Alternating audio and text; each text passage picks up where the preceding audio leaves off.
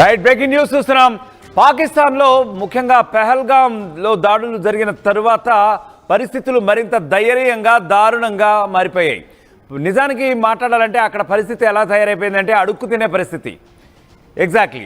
ఎందుకంటే చాలా దయనీయంగా మారిపోయింది అక్కడ ప్రజల పరిస్థితి కూడా. వాళ్ళ జీవన ప్రమాణాలు మరింతగా మందగించాయి. అలాగే కనీసం నిత్యావసర వస్తువులు కూడా ఆకాశాన్ని అంటడంతో, వాటి ధరలు కూడా ఆకాశాన్ని అంటడంతో అక్కడ నిజంగా అడుక్కు భిక్షాటన చేయాల్సిన పరిస్థితే కనిపిస్తూ ఉంది. ఎందుకంటే భారీగా పెరిగిపోయే నిత్యావసరాల ధరలు అక్కడ. పహల్గాం ఉగ్రదాడితో మే 2వ తేదీ నుంచి కూడా పాకిస్తాన్పై భారత్ బ్యాన్ విధించిన విషయం మనందరికీ కూడా తెలిసిందే. పాకిస్తాన్కు సింధు నీళ్లు ఫస్ట్ ఆపేశాం. ఆ ద్వారా మోడీ తీసుకున్నటువంటి ఈ సంచలనాత్మక నిర్ణయం ద్వారా సావు దెబ్బ కొట్టాం పాక్ని. ఆ తర్వాత భారత్ పోర్టుల్లో పాకిస్తాన్ నౌకరులు కూడా నిషేధం విధించాం. ఈ దెబ్బతో ఏమైంది? పాకిస్తాన్కి ఏ విధమైనటువంటి ఎగుమతులు కానీ అటువైపు నుంచి వాళ్ళకి కావలసినటువంటి నిత్యావసర సరుకులు అనుకోండి, ముఖ్యంగా భారత్ నుంచి వెళ్ళవలసినటువంటి కొన్ని కీలకమైనటువంటి ఆహార పదార్థాలు కూడా ఆపేసాం మనం. ఆ తర్వాత పాకిస్తాన్ ఎగుమతులు దిగుమతులపై ఇది తీవ్ర ప్రభావం చూపింది పహల్గాం దాడి అని చెప్పి కేవలం మనం కాదు, అక్కడి పత్రికలే దుమ్మెత్తిపోస్తున్నాయి. అక్కడి ప్రభుత్వాల తీరుపైన, ఇంకా పాకిస్తాన్ సైన్యం తీరుపైన, వాళ్ళ యొక్క వివిధ రకాలైనటువంటి తీవ్రవాద ఆలోచనలపైన కూడా అక్కడి ప్రజలే మొహాన ఉమ్మేసే పరిస్థితి అయితే వచ్చింది. కరెక్ట్గా ఆ విజువల్స్ మనం చూస్తున్నాం యాక్చువల్గా. ఎందుకంటే అక్కడ ప్రజాప్రతినిధులు కానివ్వండి, అక్కడ పత్రికలు కానివ్వండి, వీళ్ళే దుమ్మెత్తిపోసే పరిస్థితి అయితే వస్తుంది. అఫ్కోర్స్ పహల్గాం దాడి జరిగి దాదాపు 2 నెలల పైనే అవుతోంది. ఆ తర్వాత వెళ్ళి మోడీతో చెప్పుకోండి అన్నారు. చెప్పాం, ఏమైందో చూశారుగా. దెబ్బకి operation Sindoor is just a trial అని చెప్పాం. దెబ్బకి తోక ముడిచి పారిపోయారు. It was just a trial. అదే కనుక తీవ్ర స్థాయిలో అనుకున్న స్థాయిలో భారత్ కనుక మీపై దాడి చేస్తుంటే ఇక మీ పరిస్థితి వర్ణనాతీతంగానే ఉండేది. ఇప్పటికే అసలు చాలా అక్కడ భిక్షాటం చేయాల్సినటువంటి పరిస్థితులు అయితే వచ్చేసాయి. సో ముఖ్యంగా ఇక్కడ దేశ ఆర్థిక వ్యవస్థ పాకిస్తాన్ది అతలాకుతలం అవుతున్నట్లుగా తెలుస్తుంది.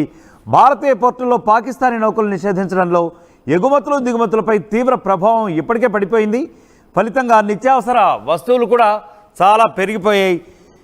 పాకిస్తాన్ పత్రిక డాన్ కూడా, అంటే అక్కడ పత్రికలే కొన్ని ఈ అంశాలపై దుమ్మెత్తిపోస్తున్నాయి. అక్కడ ప్రభుత్వాన్ని తిట్టిపోస్తున్నాయి. మీరు చేసిన వెతవ పనికి, మీరు చేసినటువంటి దిక్కుమాలి చేష్టలకి పోయి ఇండియాతో పెట్టుకోవద్దురా అంటే ఆఖరికి ఇండియాతోనే పెట్టుకున్నారు. ఇది పర్యవసానం. మోడీతో చెప్పు అన్నారు కదా మన సైడ్ నుంచి తీవ్రవాదులు. ఏమైంది? మోడీతో చెప్తే ఇదే అయింది. దెబ్బకి కనీసం మనకి తిండి కూడా లేని పరిస్థితి అయితే వచ్చేసింది మీరు చేసినటువంటి దరిద్ర పనుల వల్ల అని చెప్పి డైరెక్ట్గానే అక్కడి ప్రజలు శాపనార్థాలు పెట్టే పరిస్థితి అయితే ఉంది. అక్కడ ప్రభుత్వంపై భారీ నౌకలు కరాచీ పోర్టులోనే లంగర్ వేసుకుని ఇప్పటికీ కూడా ఎదురు చూస్తున్నాయట. అలాగే భారత్ పోర్టుల్లో ఏ విధమైనటువంటి అనుమతి కూడా లేకపోవడంతో సర్వసాధారణంగా జరగాల్సినటువంటి ఎగుమతులు దిగుమతుల్లో 30 నుంచి 50 రోజుల మేర డీలే జరుగుతున్నట్లుగా కూడా మనకి తెలుస్తూ ఉంది. అలాగే రవాణా ధరలు, లాజిస్టిక్స్ ధరలు, బీమా ఖర్చులు కూడా గణనీయంగా పెరిగినట్లుగా కరాచీకి చెందిన పలు వ్యాపారులు ఇప్పటికే వాపోతున్న పరిస్థితి. నిజానికి వాపోవడం అనం మనం ఇక్కడ, ఎందుకంటే వాళ్ళు రోడ్డును పరిపోయినటువంటి పరిస్థితి ఉంది ఇక్కడ. రైట్. ఆ తర్వాత ముఖ్యంగా మనం ఏం చేస్తామంటే సింధు జలాలు మరొక వైపు నుంచి మూసేసాం. యాక్చువల్గా సింధు జలాలపై నిషేధం విధించాం. ఆ విధంగా ఒక రకంగా పాక్ని సావు దెబ్బ కొట్టేస్తాం. సో వాళ్ళకి అసలు నీళ్ళంటూ కూడా లేకపోయాయి. కరువు విలయతాండవం చేస్తుంది ఇప్పుడు పాకిస్తాన్లో. ముఖ్యంగా చెప్పాలంటే ఒకవైపు నుంచేమో అటు నిత్యావసర వస్తువులు పెరిగిపోయినాయి, ఇటువైపు నుంచేమో కరువు విలయ తాండవం చేస్తుంది. మరొక వైపు చీనా నదీ జలాలపై కూడా పూర్తిగా నిషేధం విధించేస్తాం.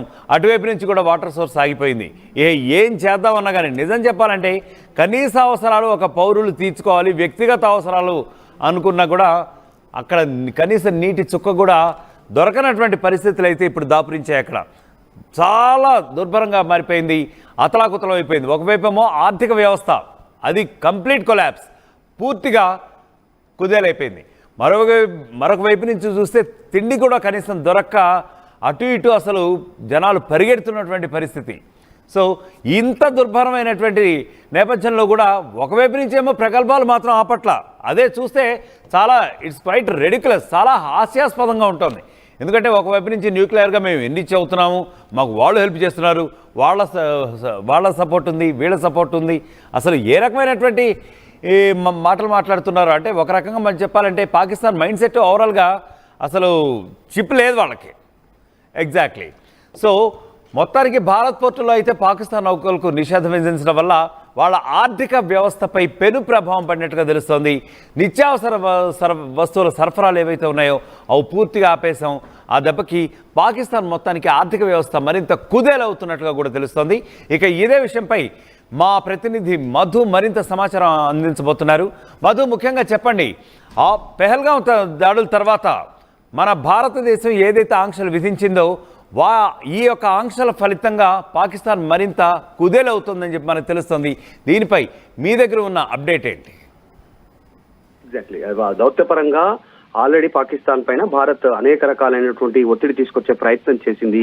ప్రపంచ వేదికల పైన ఆల్రెడీ వారితో సంబంధించినటువంటి వాణిజ్య ఒప్పందాలు రద్దు చేసుకుంది, ఎక్స్పోర్ట్ కానీ ఇంపోర్ట్ కానీ. దీనితో పాటు అత్యంత కీలకంగా, అంటే యుద్ధం చేసిన దానికంటే ఎక్కువ ప్రభావం ఉండేలాంటి అత్యంత కీలక నిర్ణయం సింధు జలాలను నిలిపివేతకు సంబంధించినటువంటి భారత్ తీసుకున్న అత్యంత కీలక నిర్ణయం. దీని ఎఫెక్ట్ గతంలో చెప్పుకున్నట్టుగానే 2 నెలల నుంచి 3 నెలల్లో పాకిస్తాన్ లో నీటి కటకట మొదలవుతుంది అనేటువంటిది పెద్ద ఎత్తున విశ్లేషణలు జరిగాయి. ప్రస్తుతం అదే ప్రారంభమైంది. ఇప్పుడు వ్యవసాయానికి, తాగునీరుకు నీరు దొరకనటువంటి సిచ్యువేషన్ ఉంది. రేపు ఫ్యూచర్ లో వర్షాకాలంలో కూడా ఇంకా తీవ్ర దుర్భర పరిస్థితి పాకిస్తాన్ ఎదుర్కోనుంది.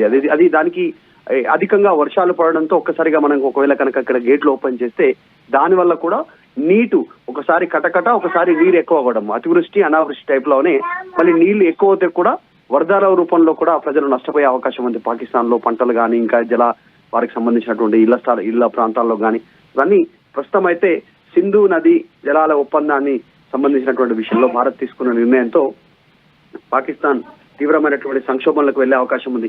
పాకిస్తాన్ లో ఆల్రెడీ ఒకవైపు ఉగ్రవాదం, ఒకవైపు ఆర్థిక సంక్షోభం, అక్కడ ఆహార సంక్షోభం, ఇవన్నీ వరుసగా తలెత్తుతున్నటువంటి పరిస్థితి పాకిస్తాన్ లో మనం గత కొంతకాలంగా చూస్తున్నాం. కోవిడ్ సమయంలో నుంచి ఇప్పటి వరకు పాకిస్తాన్ కోలుకోలేనటువంటి స్టేజ్ లో ఉంది. ఒకవైపు అప్పులు, ఇతర దేశాలతో సంబంధించినటువంటి ఒప్పందాల ద్వారా తీసుకున్నటువంటి అప్పులను చెల్లించలేనటువంటి పరిస్థితి. ఇప్పుడు భారత్ లాంటి దేశంతో, పక్క దేశంతో, దయాది దేశంతో ప్రస్తుతం మనకు ఉన్నటువంటి సత్సంబంధాలను తెంచుకోవడంతో కూడా తీవ్రమైనటువంటి సంక్షోభం ఉంది. ఈవెన్ మన దగ్గర ఉన్నటువంటి ఏ ఒక్క సంబంధించినటువంటిది కూడా వారికి ఎక్స్పోర్ట్ రూపంలో వెళ్లకుండా వాణిజ్య ఒప్పందాలు రద్దు చేసుకుంది. కాబట్టి ఇలా అనేక ఆంక్షలు ఉన్నాయి. ఈ నీటి సంబంధించినటువంటి సమస్యతోనే ఇంకా తీవ్ర సంక్షోభం పాకిస్తాన్ లో తలెత్తే అవకాశం ఉంది రేపు ఫ్యూచర్ లో.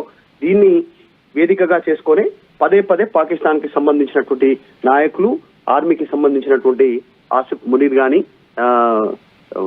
ప్రెసిడెంట్, వీళ్ళంతా స్టేట్మెంట్లు చేస్తా ఉన్నారు వరుసగా. అందుకే సింధు జలాలకు సంబంధించినటువంటి విషయంలో దాని ప్రభావం మరికొన్ని రోజుల్లో మరింత తీవ్రంగా ఉండే అవకాశం ఉంది. రైట్ మధు, ఒక నిమిషం లైన్లోనే ఉండండి. అట్లాగే అట్ ద సేమ్ టైం మనం కొన్ని విజువల్స్ ఇక్కడ చాలా క్లియర్గా చూస్తున్నాం. ఏంటంటే అక్కడ డ్యామ్స్ చూడండి ఒకసారి ఏమైపోతున్నాయి. పాకిస్తాన్లో ఉన్నటువంటి పరిస్థితి కళ్ళ కట్టినట్టుగా ఆర్టీవీ మీకు చూపించే ప్రయత్నం చేస్తుంది. అక్కడ చూడండి, అదేదో స్టేడియం అనుకున్నారా, లేకపోతే అదేమన్నా మామూలుగా క్రికెట్ గ్రౌండ్లో మీకు ఏమైనా కనిపిస్తుందా? ఎందుకంటే కొంతమంది పిల్లలు కూడా అక్కడికి వెళ్ళి ఆడుకుంటున్నటువంటి పరిస్థితి ఎంత హాస్యాస్పదం, అది ఎంత రెడిక్యులస్. చూడండి అక్కడ ఎప్పుడైతే మన సింధు జలాలు నిలిపివేసామో, చీనాబ్ కొన్ని ఆంక్షలు పెట్టామో చీనాబ్ నదిపై, దెబ్బకి అక్కడ వాటర్ చుక్కంటూ లేని పరిస్థితి. ఇప్పటిదాకా ఏదో చెప్తూనే వచ్చాం, బట్ ఇప్పుడు క్లియర్గా, చాలా క్లియర్గా మనం అక్కడ చూస్తున్నాం. చూడండి అక్కడ నదులు ఎండిపోయాయి, అక్కడ వాటర్ చుక్క దొరకట్లా, పిల్లలు ఆడుకున్నటువంటి పరిస్థితి. కొంతమంది అయితే కనీసం ఎక్కడన్నా వాటర్ దొరుకుతుందా అని చెప్పి అక్కడ ఇసుక తిన్నెలను కూడా తవ్వే ప్రయత్నం కూడా చేస్తున్నారు. అక్కడ చూడండి, they are literally searching for the water drops. ఇది పరిస్థితి, చాలా కళ్ళకట్టినట్టుగా మనం అక్కడ చూస్తున్నాం. మరి జస్ట్ కవ్వింపు చేష్టలు పాల్పడితేనే ఇంత చావు దెబ్బ కొట్టిన భారత్తో మీరు పెట్టుకుంటారా?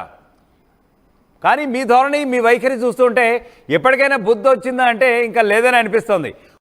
ఒకవైపు నుంచేమో ప్రగల్భాలు, మాకు వాళ్ళ సపోర్ట్ ఉంది, మాకు వీళ్ళ సపోర్ట్ ఉంది, ఇంకా భారత్ని అది చేసేస్తాం, ఇది చేసేస్తాం ఏంటి. మరీ ముఖ్యంగా ఆపరేషన్ సింధూర్ ముఖ్యంగా భారత్ చేపట్టిన తర్వాత అది మాకు జస్ట్ ట్రయల్ అని చెప్పి మేము ఎంతోమంది చెప్పామనుకోండి, అది వేరే విషయం. బట్ మీరు మాత్రం ఏం చెప్పుకొచ్చారు, అది మీ విజయమా? ఏ విజయం అండి అది? అక్కడ మీ పరిస్థితి చూస్తుంటే చాలా కళ్ళ కట్టినట్టుగా తెలియటలా. తేటతెల్లంగా అర్థమవుతోంది. మీ పౌరులే మీ మొహాన పూసే పరిస్థితి అయితే వచ్చింది. అరే అక్కడ మీ పార్లమెంట్లోనే కొంతమంది ఎంపీలు చేతులు ఎత్తి దండం పెట్టారు, ఇండియాతో పెట్టుకోకండిరా బాబు అని చెప్పి.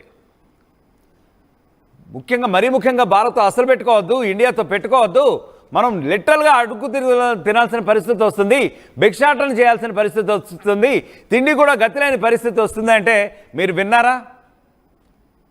మీరు వినలేదు. సరే, విన్నప్పటికీ కూడా పెద్ద పీకగలిగింది ఏమీ లేదు. అక్కడ చావు దెబ్బ కొట్టాం, పంపించాం, దెబ్బకి తోక ముడిచి పారిపోయిన పరిస్థితి అయితే వచ్చింది. మీ అంతర్గత పరిస్థితి కూడా ఏంటి అనేది చెప్తున్నాను నేను. అక్కడ మీలో ఐక్యత ఇది. మీలో కరువు తాండవం అక్కడ విలయ తాండవం చేస్తోంది.